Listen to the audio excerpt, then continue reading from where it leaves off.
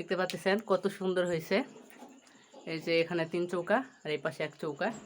এই যে পাইপ বাড়িতে চৌকা ভাঙার কাজ চলতেছে। এই যে নতুন করে গ্রামের দিকে কি যেন চৌকা, বন্ধু চৌকা, এটা তৈরি করা হচ্ছে।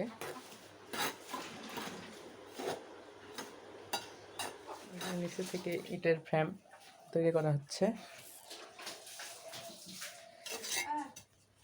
এটার উপরই চৌকা বসানো হবে। এটা চলতেছে। এই যে পাশে 3 চৌকা ফালানো শেষ, তার পাশে একটা ছোট 1 চৌকা হচ্ছে। চৌকার কাজ ওইদিকে মোটামুটি কমপ্লিট। এই যে এখন উপরে গ্যাস বের হওয়ার জন্য পাইপ দেওয়া হচ্ছে। এটা যেন নিচের দিকে পানি না পড়ে, এই জন্য সাইড দিকে সিমেন্ট দিয়ে বন্ধ করে দেওয়া হচ্ছে। চৌকাতে সব কিছু ফিটিং শেষ, পাইপ লাগানো শেষ। এখন ফাইনাল ফিনিশিং হিসেবে উপরে প্লাস্টার হচ্ছে। প্লাস্টার হইলে মোটামুটি কাজ শেষ। এখন 2-3 দিন শুকানোর জন্য রাখতে হবে, তারপর থেকে রান্নাবাড়ি শুরু। শুকানোর জন্য কয়দিন রাখা লাগবে? 2-3 দিন পর রান্না করা যাবে, তাই না? অবশেষে আমাদের বন্ধু চৌকা রেডি।